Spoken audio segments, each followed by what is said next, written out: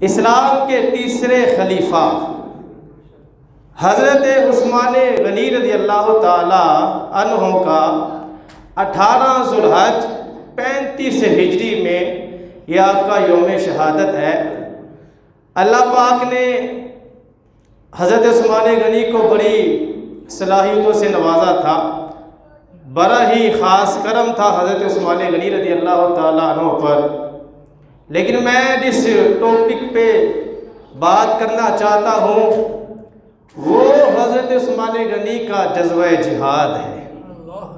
پہلو تو بہت زیادہ ہیں ان کی زندگی کے، بندہ کس پہلو کو چھیڑے اور کس کو نہ چھیڑے یہ تو سرکار کے غلاموں کی شان ہے، سرکار کی عظمت و شان کا عالم کیا ہو۔ رسول اللہ صلی اللہ علیہ وسلم کے بہت ہی پیارے صحابی حضرت عثمان غنی رضی اللہ تعالی عنہ کا میرے بھائیوں جذبہ جہاد کیسا تھا، یاد رکھیں ہمارے پیارے آقا صلی اللہ علیہ وسلم کی زندگی میں آپ کی حیات مبارکہ میں جتنے بھی غزوات ہوئے، جتنی بھی جنگیں ہوئی، ان تمام غزوات میں حضرت عثمان غنی رضی اللہ تعالی عنہ کو بڑی ہی اہم ذمہ داریاں عطا فرمائی گئی۔ اچھا، بعض غزوات تو ایسے ہوتے تھے کہ حضرت عثمان غنی ان غزوات میں خود شریک ہوتے تھے اور ہاتھ میں تلوار پکڑ کر کافروں کے خلاف جہاد کرتے تھے۔ بعض غزوات ایسے ہوتے تھے رسول اللہ صلی اللہ علیہ وسلم خود کو جنگ کرنے کے لیے میدان جنگ میں جاتے تھے، مدینے میں اپنا جانشین حضرت عثمان کو مقرر فرما کر جاتے تھے۔ اور بعض غزوات میں ایسا ہوتا تھا رسول اللہ صلی اللہ علیہ وسلم حضرت عثمان غنی کو اپنا سفیر بنا کر کافروں کے پاس بھیجا کرتے تھے۔ اتنی اہم ذمہ داریاں حضرت عثمان غنی کو رسول اللہ صلی اللہ علیہ وسلم نے عطا فرمائی تھی۔ اور بسا اوقات بعض غزوات ایسے بھی ہوئے ہیں حضرت عثمان غنی رضی اللہ تعالیٰ عنہ نے رسول اللہ صلی اللہ علیہ وسلم کے غلاموں کی اتنی خدمت کی، ہمارے پیارے آقا صلی اللہ علیہ وسلم نے خوش ہو کر اللہ کی عطا سے حضرت عثمان غنی کو جنت کی ضمانت عطا فرما دی۔ تو مختلف طریقوں سے حضرت عثمان غنی رضی اللہ تعالی عنہ نے پیارے آقا صلی اللہ علیہ وسلم کی خدمت کی ہے، کبھی کسی رنگ میں کبھی کسی رنگ میں رہے وہ رسول اللہ صلی اللہ علیہ وسلم کے قرب میں ہی ہیں۔ غزوہ بدر ہوا، غزوہ احد ہوا، صلح حدیبیہ ہوئی، اس میں حضرت عثمان غنی کا کیا کردار تھا؟ میرے بھائیوں اب جو میں آپ کو بات بتانے لگا ہوں آپ نے بڑی غور سے سننا ہے۔ آپ تو ماشاءاللہ سارے ہی عاشقان صحابہ ہیں، عاشقان اہل بیت ہیں، لیکن آپ کو یہ بھی پتہ ہونا چاہیے کہ اس وقت منکرین صحابہ بھی آ چکے ہیں، منکرین اہل بیت بھی آ چکے ہیں، منکرین قرآن بھی آ چکے ہیں، منکرین حدیث بھی آ چکے ہیں۔ کس کس کا مقابلہ کریں گے آپ؟ ہم تو سارے الحمدللہ پیارے آقا صلی اللہ علیہ وسلم کے ساتھ جس چیز کو بھی نسبت ہے ہم سب کو ماننے والے ہیں، ہم سب کو ماننے والے ہیں۔ تو یاد رکھیں میرے بھائیوں، اب بخاری کی میں آپ کو حدیث سناتا ہوں، اب تو ہم 2022 میں ہے نا، بخاری کی میں آپ کو حدیث سناتا ہوں کہ اس وقت بھی حضرت عثمان غنی کے منکر موجود تھے۔ بخاری شریف کی یہ روایت ہے، سنیے ذرا۔ مصر سے ایک بندہ چلا حج کرنے کے لیے، وہ پہنچ گیا مکہ مکرمہ میں۔ مکہ مکرمہ جب پہنچا اس نے دیکھا کچھ لوگ مجلس لگا کر بیٹھے ہیں۔ اب وہ بندہ پوچھتا ہے یہ جو مجلس لگا کے لوگ بیٹھے ہیں یہ کون ہے؟ تو اس شخص کو بتایا گیا یہ جو مجلس لگا کر لوگ بیٹھے ہیں یہ عام لوگ نہیں ہیں بلکہ یہ قریش کے لوگ ہیں۔ کس کے لوگ ہیں جی؟ قریش کے لوگ ہیں۔ اچھا، پھر وہ کہنے لگا اس مجلس میں وہ فلاں جو بزرگ شخصیت بیٹھی ہے وہ کون ہے؟ وہ چمکتے چہرے والا، وہ نورانی چہرے والا بزرگ شخصیت وہ کون ہے جو بیٹھا ہے؟ تو بتایا گیا وہ جو بزرگ شخصیت ہے یہ شہزادہ فاروق اعظم ہے۔ حضرت عمر فاروق اعظم کے بیٹے ہیں، نام ان کا حضرت عبداللہ ابن عمر رضی اللہ تعالیٰ عنہ۔ یہ جو بندہ تھا جو مصر سے گیا تھا حج کرنے کے لیے، اس نے منکرین خلفائے راشدین سے جو اعتراضات سن رکھے تھے، کچھ باتیں سن رکھی تھی، اس نے کہا آج بات کرنے کا موقع آیا ہے، آج تو میں ان کو لاجواب ہی کر دوں گا۔ اس نے حضرت عبداللہ ابن عمر سے کہا کہ میں آپ سے کچھ سوالات کرنا چاہتا ہوں۔ وہ بیٹھ گیا حضرت عمر کے پاس، حضرت عبداللہ ابن عمر کے پاس۔ اچھا جب بیٹھ گیا، اب اس نے اپنی خباثت کا اظہار کرنا شروع کر دیا۔ اس نے حضرت عثمان غنی کی گستاخیاں شروع کر دی۔ پہلا اعتراض، بخاری کی روایت ہے، کوئی دیکھنا چاہے تو کوئی مشکل نہیں ہے، دکھا سکتے ہیں۔ پہلا اعتراض اس بندے نے یہ کیا، حضرت عبداللہ ابن عمر کو کہتا ہے وہ بندہ، کیا آپ کو پتہ ہے غزوہ احد والے دن حضرت عثمان غنی ان لوگوں میں شامل تھے جو میدان سے ایک سائڈ بھی ہو گئے تھے؟ ہوا کیا تھا میرے بھائیوں، آپ کو پتہ ہی ہے، رسول اللہ صلی اللہ علیہ وسلم کی شہادت کی جب جھوٹی افواہ پھیل گئی میدان احد میں، اب آپ اندازہ لگائیں سرکار کے صحابہ سرکار سے کتنا پیار کرتے ہیں، جن کی زندگی کا مقصد ہی رسول اللہ صلی اللہ علیہ وسلم کے والضحیٰ والے مقرے کو دیکھنا ہے، جن کی زندگی کا مقصد ہی پیارے آقا صلی اللہ علیہ وسلم کی خدمت کرنا ہے۔ جب ان لوگوں کو پتہ چلا ہوگا کہ سرکار شہید ہو گئی ہیں، ان کی کیفیات کیا ہوگی میں لفظوں میں نہیں بیان کر سکتا۔ بہرحال کچھ صحابہ کرام اتنے غمگین ہوئے میدان احد میں کہ وہ میدان سے ہٹ کر سائڈ بھی ہو گئے۔ وہ بندہ اعتراض کرتا ہے، کہتا ہے آپ کو پتہ ہے عثمان غنی تو ان لوگوں میں شامل تھے جو میدان جہاد سے سائڈ پر ہو کر تھے۔ حضرت عبداللہ ابن عمر نے جواباً ارشاد فرمایا، ہاں مجھے پتہ ہے ایسا ہی ہوا تھا۔ اس نے پھر دوسرا اعتراض کیا، وہ کہنے لگا آپ کو پتہ ہے عثمان غنی تو غزوہ بدر میں بھی شریک نہیں ہوئے تھے۔ حضرت عبداللہ ابن عمر حضرت عمر کے بیٹے ہیں اور وقت کے جلیل القدر صحابی بھی تھے، عالم دین بھی پائے کے تھے حضرت عبداللہ ابن عمر۔ وہ کہنے لگے جی ہاں مجھے پتہ ہے ایسا ہی ہوا تھا، غزوہ بدر میں شریک نہیں ہوئے تھے۔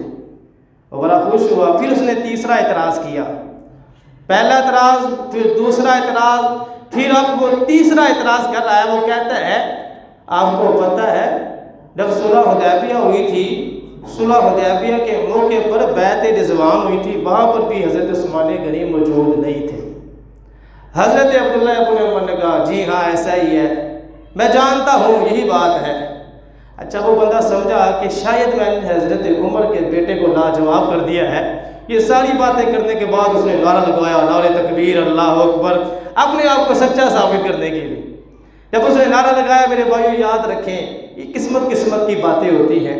تشویش والی بات یہ ہے کہ جب بندہ کسی بزرگ کے پاس جائے تو ہونا یہ چاہیے کہ بندہ ان سے فیض حاصل کرے، ان کی صحبت حاصل کرے، ان سے علم دین کی باتیں حاصل کرے۔ ایسا نہ ہو کہ ہم کسی بزرگ کے پاس جا کر کسی دوسرے بزرگ کی گستاخیاں شروع کر دیں، ایسا نہیں ہونا چاہیے۔ دیکھیں وہ بندہ مصر سے گیا تھا حج کرنے کے لیے، اس کو چاہیے تھا اپنی قسمت پر ناز کرتا، حضرت عمر کے بیٹے کا دیدار ہو گیا ہے، حضرت عبداللہ ابن عمر کو دیکھ لیا ہے، جلیل القدر صحابی ہیں، اس کو چاہیے تھا وہ ان کے پاس بیٹھتا، علم دین حاصل کرتا، ان سے فیض حاصل کرتا، لیکن اس کی بدقسمتی دیکھیں، ان کے پاس جا کر اس نے حضرت عثمان غنی کی گستاخیاں شروع کر دی۔ یہ کتنی پرانی بات آپ کو سنا رہا ہوں اور یہ بخاری میں موجود ہے۔ اب سنیے حضرت عبداللہ ابن عمر، وہ بھی بیٹے ہیں حضرت عمر کے، شان عثمان غنی رضی اللہ تعالیٰ عنہ کیا ہی کمال انداز میں بیان فرمائی ہے حضرت عبداللہ ابن عمر رضی اللہ تعالیٰ عنہ۔ شان سنیں، وہ کہتے ہیں ادھر آ تعال ابین لک، ادھر آ میرے پاس بیٹھ، میں تجھے سمجھاتا ہوں اصل مسئلہ کیا ہے۔ وہ بندہ پاس بیٹھ گیا۔ حضرت عبداللہ ابن عمر نے فرمایا تم نے پہلا اعتراض یہ کیا تھا کہ حضرت عثمان غنی ان لوگوں میں شامل ہے جو میدان احد سے سائڈ میں ہو گئے تھے۔ وہ کہنے لگا ہاں میرا اعتراض یہ تھا۔ حضرت عبداللہ ابن عمر نے فرمایا میرا جواب سن، میدان احد میں سرکار کے صحابہ کی کیفیت کیا تھی تم سے بھی زیادہ مجھ سے بھی زیادہ میرا رب جانتا ہے. ذرا بلند آواز سے کہیں سبحان اللہ. ذرا اور زور لگا کر کے. حضرت عمر کے بیٹے ہیں, وہ کہنے لگے کہ صحابہ کرام کی کیفیات کیا تھی؟ تم سے بھی زیادہ مجھ سے بھی زیادہ ہمارا رب جانتا ہے کہ اس وقت صحابہ کرام کی کیفیت کیا تھی. ہمارے رب نے سب کچھ جانتے ہوئے قرآن میں اعلان فرما دیا ہے, وَلَقَدْ عَفَا اللَّهُ عَنْهُمْ, اے میرے محبوب صلی اللہ علیہ وسلم, میں نے آپ کے سارے غلاموں کو معاف فرما دیا ہے. حضرت عبداللہ ابن عمر نے اس کو کہا, جب رب معافی کا اعلان کر رہا ہے تو تو کون ہوتا ہے اعتراض کرنے والا عثمان غنی پر؟ یہاں ایک اور جملہ آپ کو بتاتا ہوں. مفتی احمد یار خان نیوی رحمۃ اللہ علیہ, جملہ بہت بڑا ہے, دعا کریں ہمیں ہضم ہو جائے. حکیم الامت ہیں مفتی احمد یار خان نیوی رحمۃ اللہ علیہ, وہ کہتے ہیں وہ خطا جس کی معافی کا اعلان اللہ فرما دے, وہ خطا جس کی معافی کا اعلان اللہ فرما دے, ساری زندگی کی ان عبادات سے افضل ہے جن کی قبولیت کا پتہ ہی نہیں ہے. جن کی قبولیت کا پتہ نہیں ہے, ساری زندگی کی عبادات, وہ جو خطا ہے وہ اس سے بھی افضل ہے جس کا اعلان, جس کی معافی کا اعلان اللہ فرما دے. آپ نے فرمایا جب رب نے ان کو معاف کر دیا ہے, پھر تم کون ہو تو اعتراض کرنے والے؟ قرآن تو پڑھنا تھا نا تم نے, قرآن تم نے پڑھا ہی نہیں ہے. پہلے اعتراض کا جواب دیا, پھر دوسرا اعتراض کہا تم نے. دوسرا اعتراض یہ کیا ہے کہ حضرت عثمان غنی غزوہ بدر میں شریک نہیں ہوئے. اس اعتراض کا جواب یہ ہے کہ جس دن غزوہ بدر تھا, رسول اللہ صلی اللہ علیہ وسلم کی پیاری لاڈلی صاحبزادی سیدہ رقیہ رضی اللہ تعالی عنہا, جو حضرت عثمان غنی کے نکاح میں تھی, غزوہ بدر والے دن یہ سخت بیمار تھی. حضرت عثمان غنی ان کی تیمارداری میں مصروف تھے, ان کی خدمت کر رہے تھے. اگلی بات سنیے, رسول اللہ صلی اللہ علیہ وسلم نے حضرت عثمان غنی کو حکم دیا, اے میرے پیارے عثمان, اپنی زوجہ کی تیمارداری کرو, میری لاڈلی بیٹے کی تیمارداری کرو. تم گھر میں رہ کر یہ کام کرو گے, اللہ تمہیں بدری مجاہدین کے برابر ثواب عطا فرمائے گا. کام تو تم نے گھر میں بیٹھ کے کرنا ہے, لیکن ثواب کتنا ملے گا؟ وہ جو میدان جنگ میں غزوہ بدر میں صحابہ جا کے لڑ رہے ہیں, ان مجاہدین کے برابر رب تمہیں ثواب ہی عطا فرمائے گا. پھر حالی ثواب نہیں ملے گا, وہاں سے جو مال غنیمت آئے گا اس مال غنیمت میں سے بھی تمہیں حصہ عطا کیا جائے گا. میرے بھائی یہاں پر ایک ذہن میں سوال آتا ہے کہ ایک بندہ گھر میں بیٹھا ہے, میدان جہاد میں گیا ہی نہیں ہے, پھر اس کو کس چیز کا ثواب مل رہا ہے؟ جنگ میں نہیں کی کافروں کے ساتھ, اور ثواب بھی بدری مجاہدین جتنا. بدری مجاہدین جو صحابہ تھے ان کے جتنا ثواب بھی مل رہا ہے, پھر مال غنیمت سے حصہ بھی مل رہا ہے. حضرت عثمان غنی تو گھر میں بیٹھے رہے. میرے بھائیوں, یہاں سے پتہ چلتا ہے حقیقت میں جو دراصل بات ہے وہ یہ ہے, اللہ کی بارگاہ میں جس چیز کی مقبولیت ہے وہ ہے اطاعت مصطفیٰ صلی اللہ علیہ وسلم. اللہ کی بارگاہ میں جس چیز کی مقبولیت ہے وہ ہے اطاعت مصطفیٰ صلی اللہ علیہ وسلم. ہمارے پیارے آقا صلی اللہ علیہ وسلم ارشاد فرما دے, جاؤ میدان میں نکل جاؤ, اللہ ثواب عطا فرما دیتا ہے. حضور فرما دے, اوہ گھر میں بیٹھے رہو, اللہ پھر بھی ثواب عطا فرما دیتا ہے. پھر بھی میرا رب ثواب عطا فرما دیتا ہے. اللہ کی بارگاہ میں جو مقبولیت ہے وہ اطاعت مصطفیٰ کی ہے. دوسرے اعتراض کا حضرت عبداللہ ابن عمر نے اس کو جب جواب دیا اور پھر فرمایا, تیسرا اعتراض تم نے یہ کیا تھا کہ بیعت رضوان کے موقع پر حضرت عثمان غنی موجود نہیں تھے, تو اس کا جواب یہ ہے, بیعت رضوان کے موقع پر رسول اللہ صلی اللہ علیہ وسلم نے حضرت عثمان غنی کو اپنا سفیر بنا کر قریش کے پاس بھیجا ہوا تھا. حضرت عثمان غنی کو تو اللہ نے یہ شان عطا فرمائی ہے, وہ سفیر مصطفیٰ صلی اللہ علیہ وسلم ہے. سفیر بن کر گئے تھے قریش کے پاس صلح کی بات چیت کرنے کے لیے. سرکار نے اپنا نمائندہ بھیجا تھا وہاں پر. وہ کہنے لگے مسئلہ یہ ہے کہ جب بیعت رضوان ہو رہی تھی تو وہ وہاں تھے حضرت عثمان غنی، اس لیے وہ وہاں موجود نہیں تھے. اگلی بات حضرت عبداللہ ابن عمر کہتے ہیں اگرچہ وہ وہاں موجود نہیں تھے لیکن ہمارے پیارے آقا صلی اللہ علیہ وسلم نے اپنے دائیں ہاتھ کی طرف اشارہ کر کے فرمایا اے میرے صحابہ یہ جو ہاتھ ہے یہ میرے عثمان کا ہاتھ ہے.